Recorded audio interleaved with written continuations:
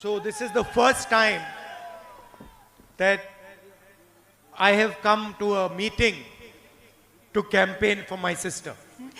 ഞാൻ ആദ്യമായിട്ടാണ് ജീവിതത്തിൽ ഒരു യോഗത്തിൽ വന്ന് എൻ്റെ അനുജത്തിക്ക് വേണ്ടി സഹോദരിക്ക് വേണ്ടി പ്രചരണം നടത്തുന്നതിന് വേണ്ടി ഞാൻ Now, normally my first election campaign, my sister campaigned for me. Second one, she campaigned for me. Third one, she campaigned for me.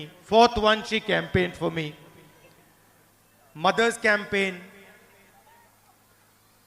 father's campaign. My sister has always been the campaigner. She has never stood for election. നിങ്ങൾക്കറിയോ സാധാരണ എന്താ സംഭവിക്കുന്നത്? എൻ്റെ ആദ്യത്തെ election എൻ്റെ സഹോദരി എനിക്ക് വേണ്ടി പ്രചരണം നടത്തി. രണ്ടാമത്തെ ഇലക്ഷൻ, മൂന്നാമത്തെ ഇലക്ഷൻ, നാലാമത്തെ ഇലക്ഷൻ, അതിലെല്ലാം എൻ്റെ സഹോദരി എനിക്ക് വേണ്ടി പ്രചരണം നടത്തി. എൻ്റെ അമ്മയ്ക്ക് വേണ്ടി പ്രചരണം നടത്തി, എൻ്റെ അച്ഛന് വേണ്ടി പ്രചരണം നടത്തി. സാധാരണ എൻ്റെ സഹോദരി എല്ലാ പ്രാവശ്യവും പ്രചാരകയായിട്ടാണ് തെരഞ്ഞെടുപ്പിൽ പ്രവർത്തിക്കുന്നത്. That should tell you something about her character. എന്തുകൊണ്ടാണ് അത് എല്ലാ തെരഞ്ഞെടുപ്പിലും ഒരു പ്രചാരകയായിട്ടാണ് എൻ്റെ സഹോദരി പ്രവർത്തിച്ചത് എന്നത് എൻ്റെ സഹോദരിയുടെ സ്വഭാവത്തെക്കുറിച്ച് കുറച്ച് കാര്യങ്ങൾ നിങ്ങൾക്ക് മനസ്സിലാക്കി തരും. Now, in this meeting, I have a choice in front of me. I can either give a political speech or I can give a speech I would give to my family members. ഇന്ന് ഈ യോഗത്തിൽ എൻ്റെ മുൻപിൽ രണ്ട് തെരഞ്ഞെടുപ്പുകളുണ്ട്. ഒരർത്ഥത്തിൽ എനിക്കൊരു രാഷ്ട്രീയ പ്രസംഗം നടത്താം, അല്ലെങ്കിൽ ഞാൻ എൻ്റെ കുടുംബാംഗങ്ങളോട് സംസാരിക്കുന്നത് പോലെ നിങ്ങളോട് സംസാരിക്കുന്ന ഒരു പ്രസംഗവും എനിക്കിവിടെ നടത്താം. I would rather speak to you the same way I would speak to my mother or my father or my sister. So I would rather give you a speech which will tell you a little bit about the candidate herself. ഞാൻ പക്ഷേ വയനാട്ടിലെ മാനന്തവാടിലെ ജനങ്ങളോട് ഞാൻ സംസാരിക്കുന്നത് എൻ്റെ അമ്മയോട്, എൻ്റെ സഹോദരിയോട്, അല്ലെങ്കിൽ എൻ്റെ അച്ഛനോട്, എൻ്റെ വീട്ടിലെ ആളുകളോട് സംസാരിക്കുന്നത് പോലെയാണ്. അതുകൊണ്ട് ഞാനൊരു രാഷ്ട്രീയ പ്രസംഗത്തിലുപരി എൻ്റെ സഹോദരിയായ സ്ഥാനാർത്ഥിയെക്കുറിച്ച് പറയാൻ ആഗ്രഹിക്കുന്നു. And anyway, she has already mentioned Mr. Modi and we are all bored of him, so why mention him twice? എന്ത് പറഞ്ഞാലും എൻ്റെ സഹോദരി പ്രിയങ്കാജി നരേന്ദ്രമോദിയെ കുറിച്ച് പറഞ്ഞു, അദ്ദേഹത്തെക്കുറിച്ച് പറഞ്ഞു നമ്മൾ ബോറടിച്ചിരിക്കുക. ഇനി എന്തിനാ വീണ്ടും അദ്ദേഹത്തെ പറ്റി പറയുന്നത്?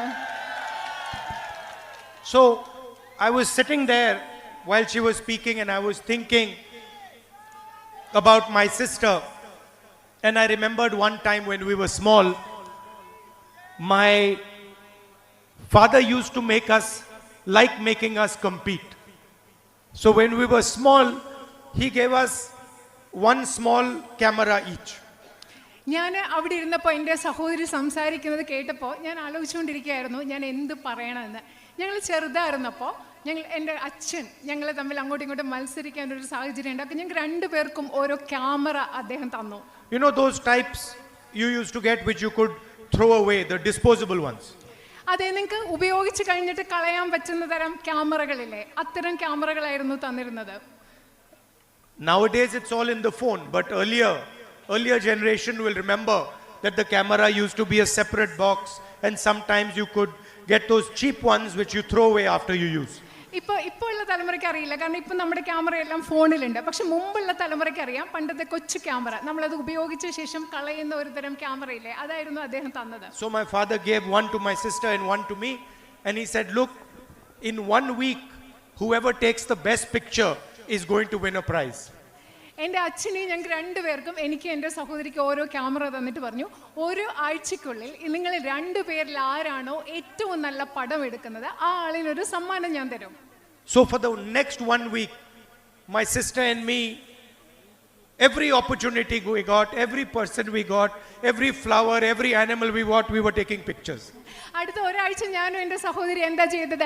ഏത് മനുഷ്യനെ കണ്ടാലും, ഏത് മൃഗത്തെ കണ്ടാലും, ഏത് പൂവിനെ കണ്ടാലും ഞങ്ങൾക്ക് ഇഷ്ടമുള്ള പടം എടുക്കാൻ വേണ്ടി ഞങ്ങൾ രണ്ടുപേരും ഒരാഴ്ച നടക്കുകയായിരുന്നു. I would take pictures of my grandmother, of my mother. She would take pictures of the dogs. Everybody was being photographed. കാരണം ഞാൻ എൻ്റെ അമ്മയുടെ, എൻ്റെ മുത്തശ്ശിയുടെ ഒക്കെ പടം എടുക്കും, എൻ്റെ സഹോദരിയാണെങ്കിൽ അവിടെയുള്ള ഒരു നായ്ക്കുട്ടിയുടെ ഒക്കെ പടം എടുക്കും. അങ്ങനെ ഒരാഴ്ച മുഴുവൻ ഞങ്ങൾ എല്ലാവരെയും ഫോട്ടോ എടുത്ത് നല്ല തിരക്കിലായിരുന്നു. Now I don't remember who won the competition. I still don't remember. I won. പക്ഷേ എനിക്ക് ഓർമ്മയില്ല ആരാണ് ആ മത്സരത്തിൽ ജയിച്ചത്. Okay, she's telling me I won the competition. പ്രിയ സഹോദരി എന്നോട് പറയാണ് ഞാനാണ് ആ മത്സരം ജയിച്ചതെന്ന് എന്നോട് ഇവിടെ ഇരുന്ന് പറയുകയാണ്. But why I am telling you this story is not because of who won the competition, but because what happened 10, 15, 20, 30 years later. ഞാനിന്ന് നിങ്ങളോടത് പറയുന്നത്, ഈ കഥ പറയുന്നത് മത്സരത്തിൽ ആര് ജയിച്ചു എന്നതിൻ്റെ പേരിലല്ല, പക്ഷേ 10, 15, 20 വർഷങ്ങൾക്ക് ശേഷം 30 വർഷങ്ങൾക്ക് ശേഷം എന്ത് സംഭവിച്ചു എന്ന് പറയാൻ വേണ്ടിയാണ് ഞാൻ ഈ കഥ പറയുന്നത്. My sister, even though she lost the competition, did not stop photography. എന്താണെന്നറിയോ, എൻ്റെ അനുജത്തി ആ മത്സരത്തിൽ ജയിച്ചില്ല, പക്ഷെ എന്നിട്ടും ഫോട്ടോ എടുക്കുക എന്നുള്ളത്, ഫോട്ടോഗ്രാഫി എൻ്റെ അനുജത്തി സഹോദരി ഉപേക്ഷിച്ചില്ല. She persevered, she took photographs, she learned how to take photographs, and today I can confidently say she's a much better photographer than me. എന്താ ചെയ്തത്? എൻ്റെ സഹോദരി ഫോട്ടോ എടുക്കുന്നത് ഉപേക്ഷിച്ചില്ല, സ്ഥിരോത്സാഹത്തോടു കൂടി ഫോട്ടോ എടുക്കാൻ പഠിച്ചു, ഒരുപാട് ഫോട്ടോ എടുത്തു, അത് പിന്തുടരുക തന്നെ ചെയ്തു. ഇന്ന് എനിക്ക് ആത്മവിശ്വാസത്തോടു കൂടി പറയാൻ സാധിക്കും, എന്നെക്കാളും മികച്ച ഒരു ഫോട്ടോഗ്രാഫറാണ് എൻ്റെ സഹോദരി എന്ന് പറയാൻ സാധിക്കും. And not only does she take photographs, her son also takes photographs. അതെൻ്റെ സഹോദരി മാത്രമല്ല, സഹോദരിയുടെ പുത്രനും ഫോട്ടോ എടുക്കാൻ മിടുക്കനാണെന്ന് പറയാൻ ആഗ്രഹിക്കുന്നു. Now people think taking a photograph is simply just pressing the button.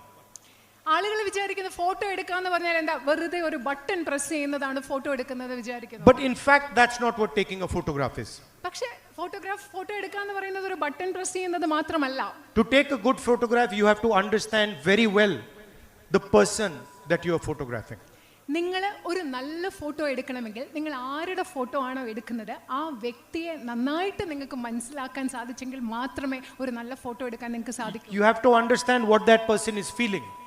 ആ മനുഷ്യൻ എന്താണ് ചിന്തിക്കുന്നത്, ആ മനുഷ്യന് എന്ത് വികാരമാണുള്ളത്, മനസ്സിൽ എന്താണുള്ളത് നിങ്ങൾക്ക് മനസ്സിലാക്കാൻ സാധിക്കണം. You have to understand what that person is feeling scared of.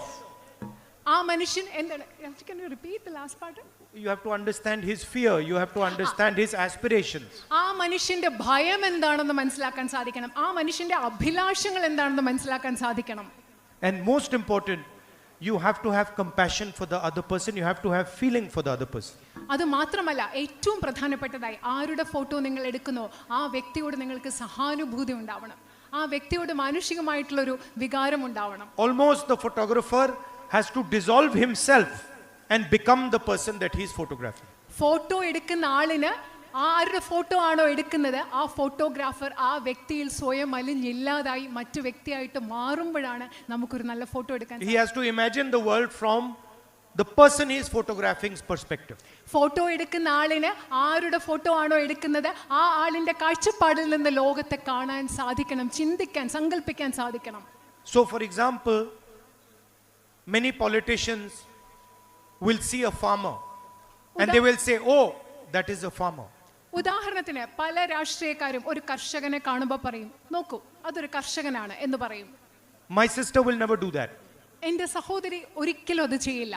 My sister will see the farmer and then say, that is a father, that is a brother, he has a sister. She will try to understand that person. എൻ്റെ സഹോദരി ഒരു കർഷകനെ കാണുകയാണെങ്കിൽ ഒരിക്കലും പറയില്ല ഒരു കർഷകനാണെന്ന്. എൻ്റെ സഹോദരി എന്താണെന്നോ പറയുന്നത്, അതൊരു അച്ഛനാണ്, അതൊരു സഹോദരനാണ് എന്ന് പറഞ്ഞ്, അതൊരു മകനാണ് എന്ന് പറഞ്ഞ് ആ മനുഷ്യനെ മനസ്സിലാക്കാനായിരിക്കും എൻ്റെ സഹോദരി ശ്രമിക്കുക. She will try to understand what that person is going through. ആ മനുഷ്യൻ എന്തിൽ കൂടെയാണ് കടന്നു പോകുന്നത് എന്ന് മനസ്സിലാക്കാനാണ് എൻ്റെ സഹോദരി ശ്രമിക്കുക. Like we politicians will say, oh, the farmer is not getting the right price. സാധാരണ നിങ്ങൾ നോക്കൂ, സാധാരണ രാഷ്ട്രീയക്കാരെന്ത് പറയും, ആ കർഷകന് കൃത്യമായിട്ടുള്ള ശരിയായ വില ലഭിക്കുന്നില്ല. She will go and talk to the farmer and ask the farmer, how do you feel when you didn't get the right price? പക്ഷേ എൻ്റെ സഹോദരി എന്താണ് ചെയ്യുന്നത്, സഹോദരി പോയി ആ കർഷകനോട് സംസാരിച്ചിട്ട് ചോദിക്കും, നിങ്ങൾക്ക് കൃത്യമായ ശരിയായ വില കിട്ടാതിരിക്കുമ്പോൾ നിങ്ങൾക്ക് മനസ്സിൽ എന്താ തോന്നിയത്? How did you feel when you could not pay your son's school fees?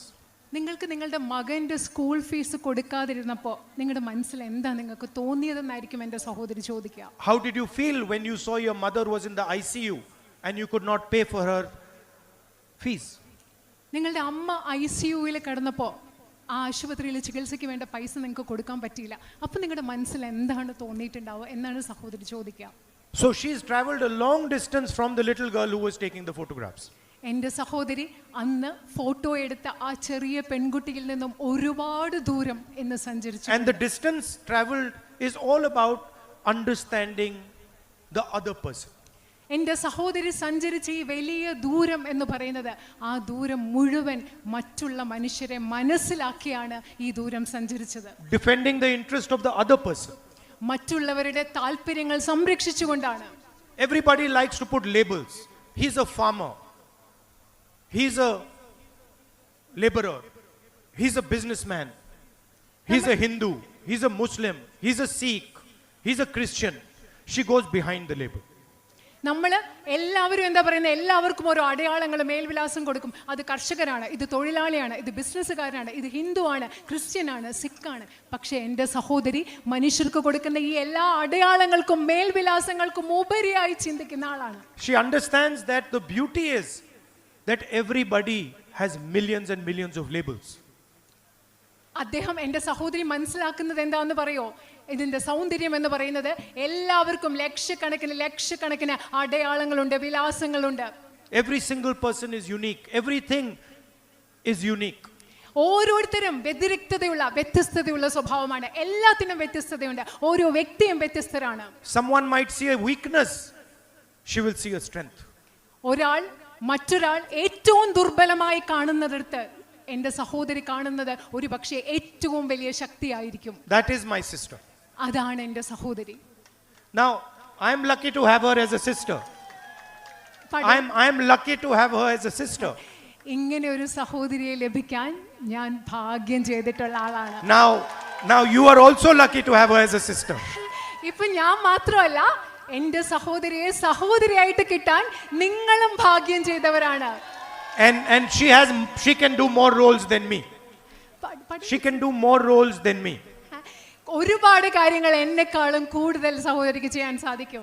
I cannot be mother, she can be mother. എനിക്ക് അമ്മയാവാൻ സാധിക്കില്ല, പക്ഷെ എൻ്റെ സഹോദരിക്ക് അമ്മയാവാൻ സാധിക്കും. Right?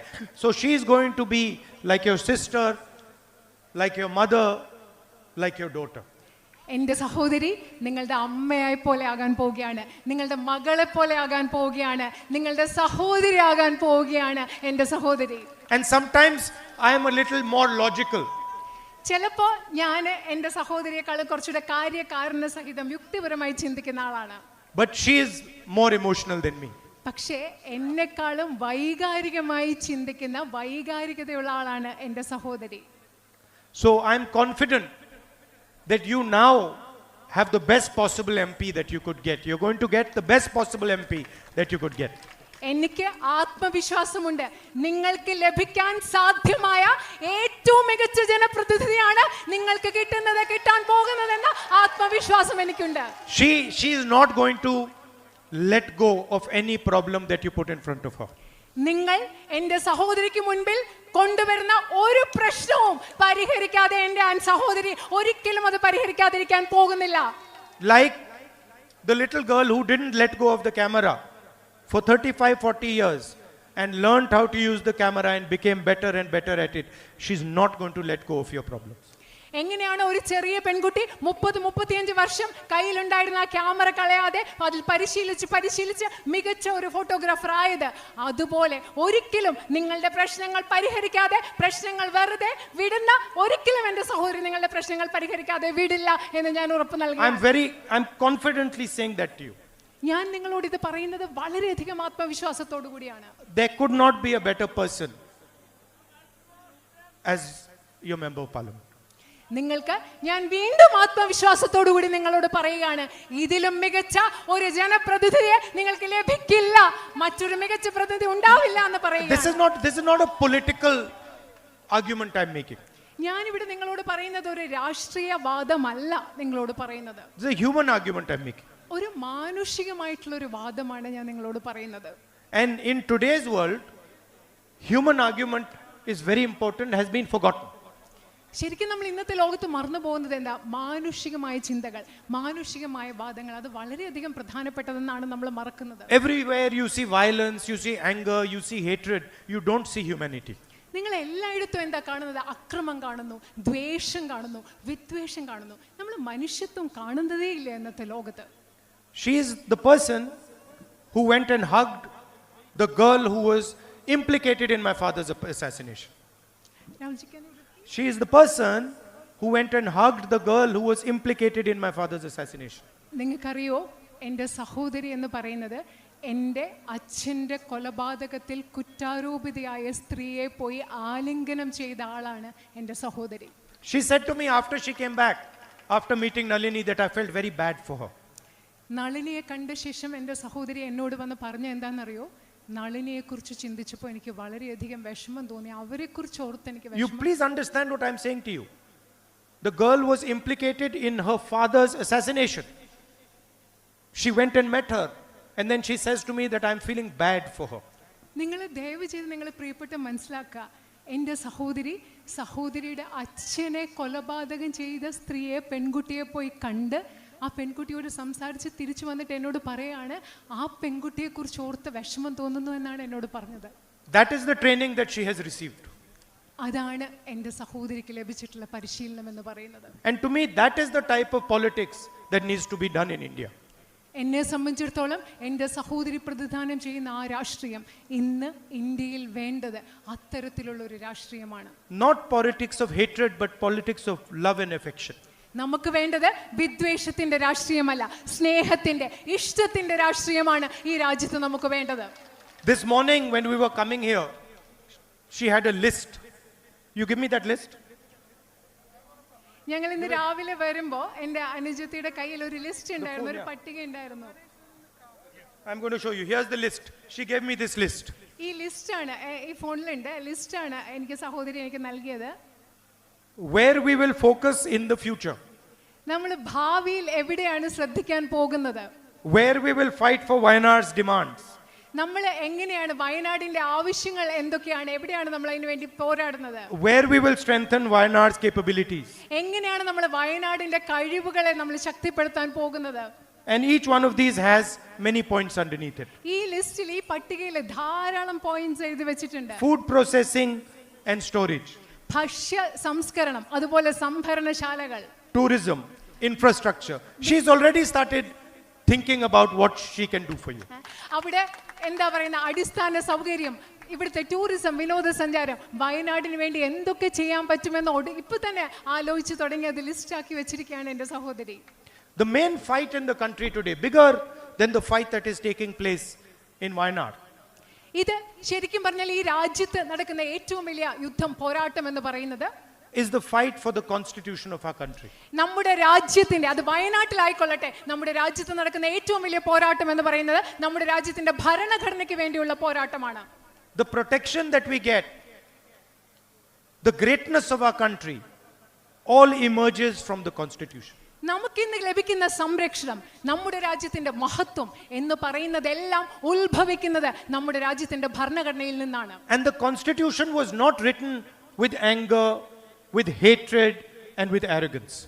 നമ്മുടെ ഭരണഘടന എന്ന് പറയുന്നത്, ഭരണഘടന എഴുതപ്പെട്ടത് ദ്വേഷം കൊണ്ടോ വിദ്വേഷം കൊണ്ടോ ധാർഷ്ട്യം കൊണ്ടോ അല്ല നമ്മുടെ ഭരണഘടന എഴുതിയത്. It was written by people who fought the British, had suffered, spent years and years and years in jail. നമ്മുടെ ഭരണഘടന എഴുതിയ ആളുകൾ എന്ന് പറയുന്നത് ബ്രിട്ടീഷുകാർക്കെതിരെ പോരാടി കഷ്ടപ്പാടുകൾ സഹിച്ച് വർഷങ്ങൾ ജയിലിൽ കഴിഞ്ഞ മനുഷ്യരാണ് നമ്മുടെ ഭരണഘടന എഴുതിയത്. And they wrote the constitution with humility, with love and with affection. അവര് ഇന്ത്യയുടെ ഭരണഘടന എഴുതിയത് വിനയത്തോടു കൂടിയാണ്, സ്നേഹത്തോടു കൂടിയാണ്, ഇഷ്ടത്തോടു കൂടിയാണ് അവർ ഇന്ത്യയുടെ ഭരണഘടന നിർമ്മിച്ചത്. This is a fight between love and hatred. ഇന്ന് നമ്മൾ നടത്തുന്ന പോരാട്ടം എന്ന് പറയുന്നത് സ്നേഹവും വെറുപ്പും തമ്മിലുള്ള ഒരു പോരാട്ടമാണ് ഇന്ന് നമ്മൾ നടത്തുന്നത്. Between confidence and insecurity. ആത്മവിശ്വാസവും അരക്ഷിതത്വവും തമ്മിലുള്ള ഒരു പോരാട്ടമാണ് നമ്മൾ ഇന്ന് നടത്തുന്നത്. Between humility and arrogance. വിനയവും ധാർഷ്ട്യത്തിനിടയിലുള്ള ഒരു പോരാട്ടമാണ് നമ്മൾ ഇന്ന് നടത്തുന്നത്. And I want you to think of it like that. ഞാൻ നിങ്ങളോട് അങ്ങനെ അതിനെക്കുറിച്ച് ചിന്തിക്കണം, ആ പോരാട്ടത്തെക്കുറിച്ച് അങ്ങനെ ചിന്തിക്കണം എന്ന് ഞാൻ ആഗ്രഹിക്കുകയാണ്. Hatred is not there only in Mr. Modi. നിങ്ങൾ ചിന്തിക്കുക, നരേന്ദ്രമോദിയിൽ മാത്രമല്ല വിദ്വേഷമുള്ളത്. Anger is there in everybody. Little hatred is there in everybody. എല്ലാവരുടെ ഉള്ളിലും ചെറിയ വിദ്വേഷങ്ങളൊക്കെ എല്ലാവരുടെയും ഉള്ളിലുണ്ട്, കോപം എല്ലാവരുടെയും ഉള്ളിലുണ്ട്. And if you truly want to win this fight, then you must help by removing anger from your heart, by removing arrogance from your heart, by removing hatred from your heart and replacing them with love, humility and compassion. ഈ പോരാട്ടത്തിൽ നമ്മൾ വിജയിക്കണമെങ്കിൽ നമ്മൾ എല്ലാവരും നമ്മുടെ ഉള്ളിൽ നിന്ന്, നമ്മുടെ ഹൃദയങ്ങളിൽ നിന്ന് ദ്വേഷം മാറ്റണം, നമ്മുടെ ഹൃദയങ്ങളിൽ നിന്ന് ധാർഷ്ട്യം മാറ്റണം, നമ്മുടെ ഹൃദയങ്ങളിൽ നിന്ന് വിദ്വേഷം മാറ്റണം. മറിച്ച് സ്നേഹം കൊണ്ട്, വിനയം കൊണ്ട്, ആർദ്രത കൊണ്ട് നമ്മുടെ ഹൃദയങ്ങളെ നിറച്ചെങ്കിൽ മാത്രമേ നമുക്ക് ഈ പോരാട്ടത്തിൽ ജയിക്കാൻ സാധിക്കുകയുള്ളൂ. And finally, Wayanad is the only constituency in the country that is going to have 2 members of parliament. അവസാനമായി ഞാൻ നിങ്ങളോട് പറയട്ടെ, ഇന്ത്യയിൽ വയനാടാണ് ഈ രാജ്യത്തെ ഒരേ ഒരു നിയോജക മണ്ഡലം. 2 ജനപ്രതിനിധികൾ ഉണ്ടാകാൻ പോകുന്ന 2 ജനപ്രതിനിധികളുള്ള ഒരേ ഒരു നിയോജക മണ്ഡലം വയനാടാണ്. One official member of parliament and the other unofficial member of parliament. ഒരു ഔദ്യോഗിക ജനപ്രതിനിധിയും രണ്ടാമത്തെ അനൗദ്യോഗിക ജനപ്രതിനിധിയുമുള്ള 2 പ്രതിനിധികളുള്ള ഒരു പാർലമെന്റ് മണ്ഡലം. Thank you for all your support, all your love and affection, and love you very much. നിങ്ങളുടെ എല്ലാ സ്നേഹത്തിനും നിങ്ങളുടെ എല്ലാ പിന്തുണയ്ക്കും വളരെയധികം നന്ദി. ഞാൻ നിങ്ങളെ വളരെയധികം സ്നേഹിക്കുന്നു. I'm always at your service anytime you need. നിങ്ങൾക്ക് ഏത് ആവശ്യമുണ്ടെങ്കിലും നിങ്ങളുടെ സേവനത്തിന് ഞാൻ എല്ലാ സമയത്തും നിങ്ങൾക്ക് വേണ്ടി ഞാൻ ലഭ്യമാണ്. Thank you. നന്ദി.